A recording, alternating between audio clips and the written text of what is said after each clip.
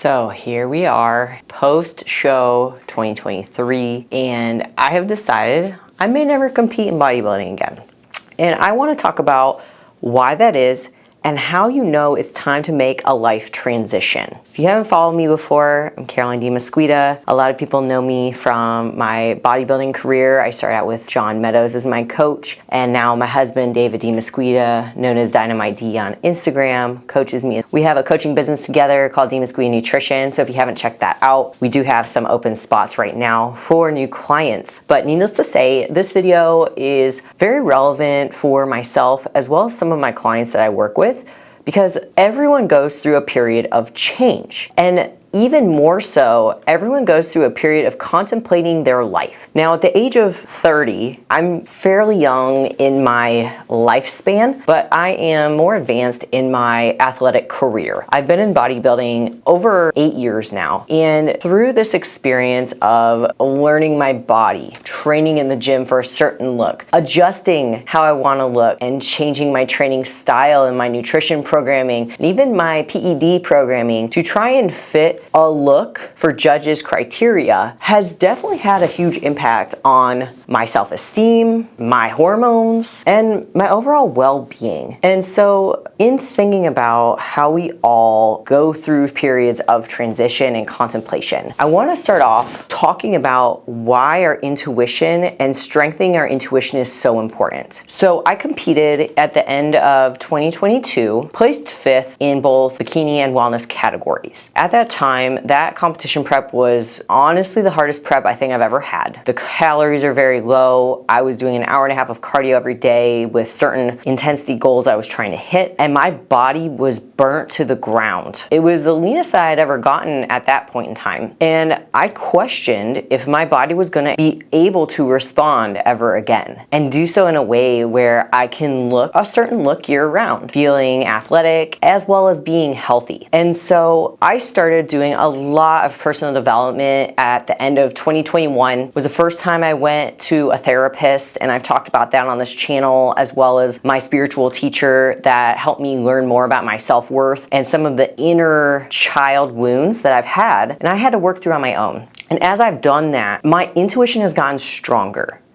And my intuition for what's best for me versus what's best for other people or my community has changed as well. And so I really want to make the first step in knowing when it's time to make a transition in your life, focusing on what is your intuition telling you. And if you don't really know what an intuition is, it's that gut feeling you get in certain decision makings or situations. It's like that nudge of, you know, that's what you really need to be doing. Or it's that spark of joy you get from a certain activity. That's your intuition talking to you. Whether you believe in a higher power or God or not, our intuition is something, especially women, we have a very strong one. And if we're able to hone in on that, it can really help us as we continue to grow and evolve. Now, what really stood out for me this competition prep, part of the reason I did it was to challenge myself because my body was responding really well after my gut healing phase. But as we went about this prep, I wasn't even focused on the stage, to be honest. And I think that's why I ultimately didn't feel like I was in prep, because I was getting joy from my work, from managing my coaching team, from helping lift up my clients, from doing my day-to-day roles as a wife, getting more involved in my community. All these different elements that are moving pieces started to really fall into place. And I always have conversations with people about how to build healthy habits. When you get so disciplined in your health and your lifestyle, you are able to transfer those skills and that mindset shift to other areas of your life. And as I went through my personal growth period, really discovering who I was as a person, that's ultimately when I was like, you know what? I'm not doing this for a stage anymore.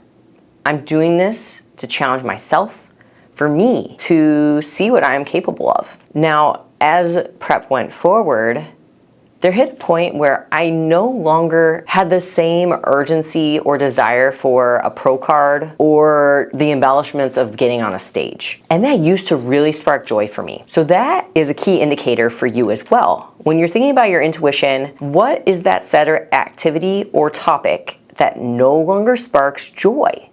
And I'm talking about true fulfillment at this point. when you can't stop smiling, or you can't stop talking about it, or you constantly are just laughing and lighthearted and you're not so serious all the time. So as I was evaluating this and I competed, it became really clear to me that yes, I am challenging myself to fit into a category again, but more so it's helping our business, and it's ultimately more of the look that I want year round. I want more of a slender, smaller look. I'm a small frame person. I want to keep a certain level of muscle, but I also want to have a certain level of femininity. So pushing into the second show, we dropped another 6 pounds. You can check that out on this other video as well about how junior nationals went, and unfortunately it wasn't rewarded. Now at that time, I was more flabbergasted than I was deterred from my placing. It was the feedback that really got to me, because I was told I'm too muscular. And honestly, I've worked so hard to build the muscle that I have that at this point in my life, competing was no longer in alignment with the look that I want. That made it super simple to decide I'm gonna retire for now. I'm gonna focus on living life, being the COO of our business, helping grow some new businesses and ventures that we're working on, and shifting my energy and priorities to that. I can always get on another stage. Shoot, it might not be Masters and I might step on a stage years down the road. You never know. So this is a video evidence that I said maybe I'll do Masters one day. Who knows? But either way, another topic that is really important to think about is the 6 basic human needs. Tony Robbins has talked about it in some of his speeches, as well as some other leadership gurus in industry, that most people have 2 primary needs that they want to fulfill of the 6. So we have certainty, uncertainty, significance, connection or love, growth, and contribution. In my past, certainty and significance had been my top 2 highest. I will say now that has shifted. Growth is probably the top, as well as contribution. I will say certainty is probably the number 3 for me, because I still am very type A. I like to know what's happening, being planned out type of person. As we are evaluating our own human needs, and recognizing that our alignment and our congruency to what we want versus our actions needs changed, this can be challenging. And it's that change period that can be really tough for a lot of people to navigate. So I'm gonna go through what are the stages of change. So we typically start off with the pre-contemplation. Have no action at that moment in time to change our behavior, but we're starting to think about it. You've got the seed, it's planted, and you're starting to think about, well, what if I did this differently? What if I don't compete? Now you're getting into contemplation, and you're aware that something exists, but you still haven't committed to it. You are starting to come up with ideas, and you're like kind of stuck in the mud. Then we move into preparation. So we finally hit a point where we're like, okay, this is what I need, this is what I'm gonna do. And you're starting to put the plans together. Then obviously we take action. So you're going to start modifying your behaviors or your habits. From here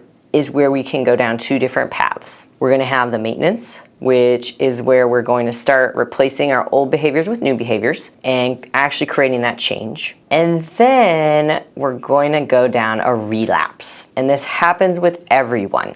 So we start to go back to our old comfortable behaviors and patterns. And I found myself doing this a lot last year. Was I wanted my content on Instagram to be more holistic, feminine based. But I kept going back to bodybuilding posts, and I kept posting selfies in the gym or workouts. When you have a relapse, there's this kind of middle area called a little spiral. And that's where you start to learn. These spirals are very closely linked to our intuition. So the more in tune you become with yourself and who you are right now and where you're trying to go, that's where you're going to ultimately be able to make the change to the person you're trying to become and make that transition smoother. So what I'm telling you for myself is I'm no longer choosing to identify as a bodybuilder.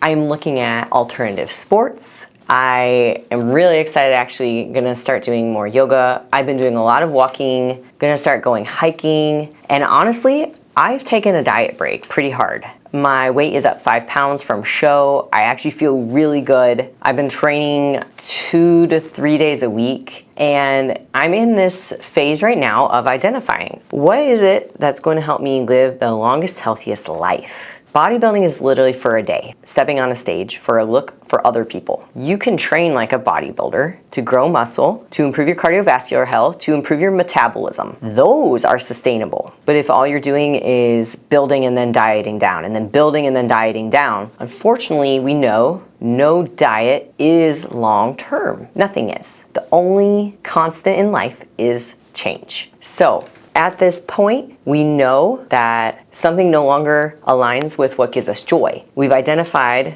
what those human needs are that we need fulfillment. And once we have identified what stages of change we are in, we can use our intuition to start making those baby steps to get to the person that we are trying to become. It doesn't happen overnight. Nothing ever does. But in recognizing it, we can get there more smoothly and continue to learn and grow along the way. And I always tell people, if I'm not growing and evolving, I'm dying. And I'm trying to be like J-Lo in reverse age. So if this resonates with you, let me know. And I'm really excited that I'm going to be bringing some new content to this channel. More cooking videos, more sustainable health, long-term health, some beauty hacks, and some fun behind the scenes with Dave and I in business and how to have a healthy relationship.